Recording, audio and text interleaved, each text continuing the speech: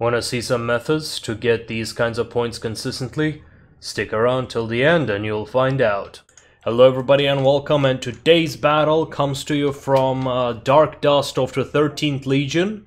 And all I know about this battle, that it was a lot of fun. It's tier 5 and some tremendous amounts of points were scored. As they were calling it, this is how you do your daily. These are usually good because it's really enjoyable when you get your daily done with something around 10,000 points, and then you just get to enjoy that high. It just puts you forward for so much. So let's take a look. Now before that, I also would like to take a look at the opposition as well. Let's disable the Fog of War and go. Alright, in the middle, the red team has got some archers as well, some principes, a very typical setup. And Bramadan over here has his tier 5 archers against these tier 4 archers that are in the middle. Echo goes into Testudo while he's being shot at, getting some decent block points. Over here, as well as the other team, nothing interesting seems to be happening in the middle.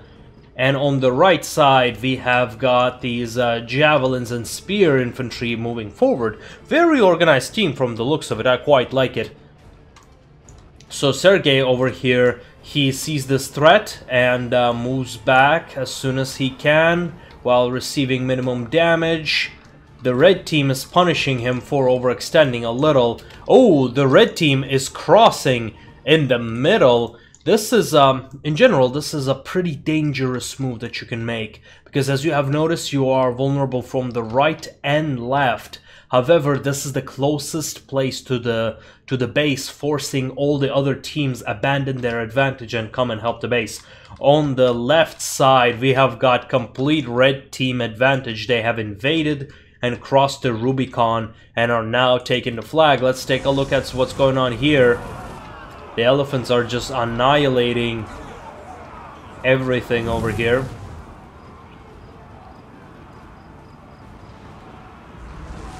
Oh, and they got charged from the back, a melee charge that almost completely wiped out these thorax spearmen. I find this really strange because even from the back they received a lot of damage. But they're holding. The longer the cavalry holds there, the more damage they're gonna receive. And we have an interception going on in the middle, with these principes both having their vengeances activated. Oh, and some cavalry action going against these archers. The brigands are coming in and hitting these wolf handlers in the back. The blue artillery is not doing much good over here, but it did get some decent shots in. So Dark Dust is sending his javelin men from the right to the middle. The right has completely collapsed and the red team is chasing the blue team. The left has collapsed and the blue is holding. It is not looking very good strategically for the blue team right now. Oh, and we have a hit in the back for these dog handlers. These tier 4 war dogs. And we have a charge coming in against these Roman cavalry. They're going for a cycle charge, but the Roman cavalry is not letting them go, and as such they receive substantial amount of damage. Oh, and we have these cavalry trying to charge into these unprepared pikemen, but it looks like they were more prepared than it seemed. Oh, just look at all this violence. That's the Scipio right here. These cavalry being pushed back and dying one by one. That's a lot of damage. Looks like the blue team has won the middle flank. However, one of their artillery has been dismantled. What was that artillery even doing there? So the Greek cavalry is fighting against these Roman cavalry. They're pulling out. But just like the last time, they're receiving quite a bit of damage. And now the red team moving from the right, moving on to the base. But the blue team is not capitalizing on their victory offensively, instead is falling back onto the defensive, making sure that the base is not capped. They have won a statistical advantage in the middle with some of the things that they pulled against those cavalry. And now these archers are taking out these javelin, these 3 javelin. 3 javelin is a very offensive build. It can get you very offended, so make sure you have a thick skin. But it does not have much of a defensive utility as such. I usually avoid using it, and it does not really pay off in most times, so I personally prefer a 1 cavalry, 2 javelins. Oh, and from the left side we have got the other red team coming in. Yeah, it looks like the blue team is gonna make their last stand in the middle. And the cavalry is going around.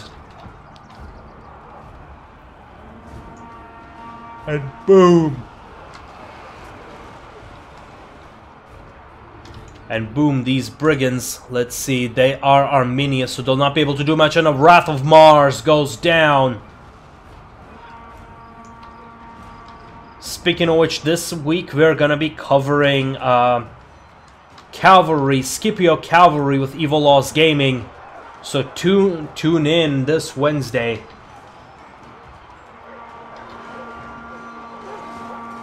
Just look at all of this. Now let's pause for a second and analyze the scenario. So we have the blue team. Do we have what was the button to hide the UI? But well, anyway, in fact, I think right here. Okay, here we are. So let's look at the situation strategically. The red team has won the right and the left flanks. They have pincered them in the middle, so that should have put the blue team at a very disadvantaged situation. However, they have also won in the middle. I mean, look at all these corpses right here. They have won in the middle, and they have won decisively in the middle, receiving very little damage. In the meanwhile, they're playing as a team, so they're buffing one another, they're covering one another's weakness while luring the enemy in. For example, look at over here, these undefended archers are probably gonna get covered with their allies, so they can afford to do such things. The red team, they did not coordinate well. That could have gone either way. Had the red team conglomerated their forces, have they brought together their forces and attacked as one, the blue team might have been at a much dangerous situation. At the very least, there could have been some skirmishing going on in the middle, a fight of war of attrition. But let's tune back into the battle. Now let's check those points. Nothing too impressive from the looks of it.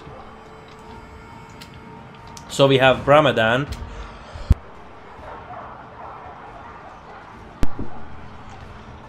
So we have Brahmadan trying to escape these cavalry right here.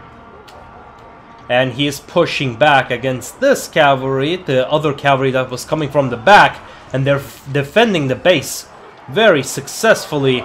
These Rorarii are being attacked by these Hastati. However, they still have decent amount of melee stats, especially with the Veni going up. They're able to hold off and at least pull out from that engagement. The red team is being routed out, and these Libyan hoplites are not being very effective here. They're just being shot at.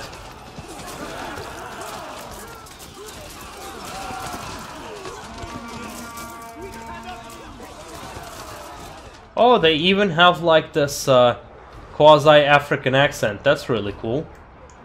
I don't know if you guys have heard it, but... And so they have taken those out, and because they have been defending the base... Ooh, from where did they get so many points? But yeah, in general, Germanicus scores the most and the Caesars the least. And that's exactly what's happening, despite the overall damage and use. But that's gonna be a topic for another time. I'm still gonna talk with a few people when it comes to points to figure that out, but that seems to be the rule of thumb. Oh, we got these elephants fighting in the woods. That's not a very good idea because of this light force debuff. Movement speed reduced by 30% and melee defense reduced by 30%. That is not very good. They have a very high melee defense, 77. However, with that reduction, that's quite significant. Now that they have won the base defense, they know that they have heavy numerical advantage, and right now it's basically over, so we can speed it up. They're going for a capture to maximize their points, and I think I know what they're gonna do. It's called Share the Wealth. You're about to see what I'm talking about. So look at those points, 4.7, 4.5, and 4.4. Whoop! They are moving out of the capture point. The reason for that is because your points, your capture points, do not really reset based on... I mean, this is basically an exploit, so... However, you know, they're exploiting the mechanics. Your actual points do not go down when you step out of the base, or when you're decapped. It used to be the case, but now that it is not, kind of moving in and out maximizes the amount of points you will receive from capping. While its maximum is 3,000, you can get more than 3,000 by scoring a lot of decap points, which is what the team did in this game, making the most effective strategy for now, at least until this is fixed, is to defend your base, get some decap points, and then cap the enemy base.